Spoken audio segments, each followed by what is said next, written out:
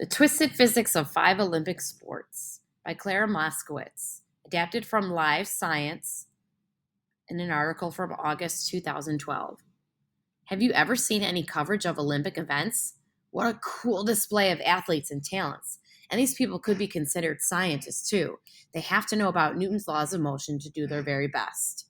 Here are 5 Olympic sports where physics make all the difference. An underwater view of a swimmer, kind of cool.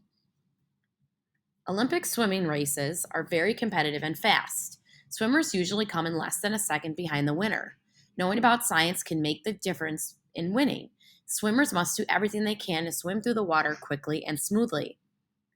The more straight and even a swimmer can make her body, the quicker she will go. This also goes for their bodies, too. That's why swimmers often shave all their body hair, wear swim caps to cover their heads, and cover much of their bodies with specially designed swimsuits that are like shark skin so they can swim through the water faster. Swimmers must also think about the force that keeps them floating, because they have to fight against that in the water too. They swim as close to the surface as possible so their bodies stay fast. Oh, I love this picture of the gymnast. The gymnast performs a routine with several flips and twists. How impressive are gymnasts? How are they able to get so high in the air and do so many flips? Their jumps actually have to do with their mass, how heavy they are, speed, and how spread out their body is when they are moving. So these athletes have to keep really tight too. Their routines have to be smooth and fast.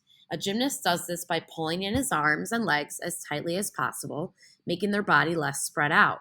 If he can do this, the gymnast's speed will increase and he'll be able to do those complicated flips.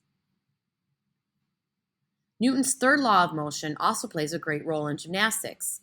The law states that for every action, there is an equal and opposite reaction.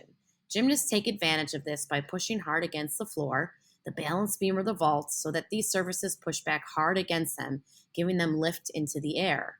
The harder they push, the greater their lift and the air to do extra flips.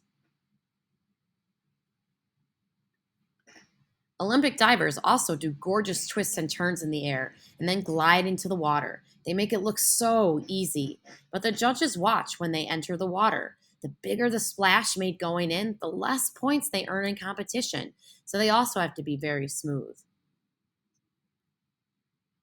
Divers also take advantage of Newton's third law. By jumping down on the diving board as hard as possible, divers can cause the board to push back up, giving them more height to spring high into the air. The more time in the air, the more time a diver has to complete her somersaults. As divers are about to enter the water, they try to line their bodies up as straight as possible, with arms and legs looking like a thin pole. A swimming expert recommends, once you're under the water, you want to create a small hole so the water that comes up doesn't make a big splash. Action and reaction play a significant role in archery as well.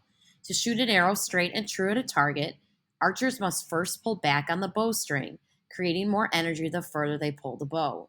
When the string is released, it sends energy to the arrow, moving it forward.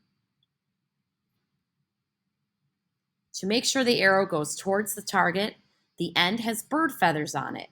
This makes it fly through the air like a bird, a term we call aerodynamic. If some force, such as the air, tries to push the arrow off its straight course, the arrow ending can help straighten it.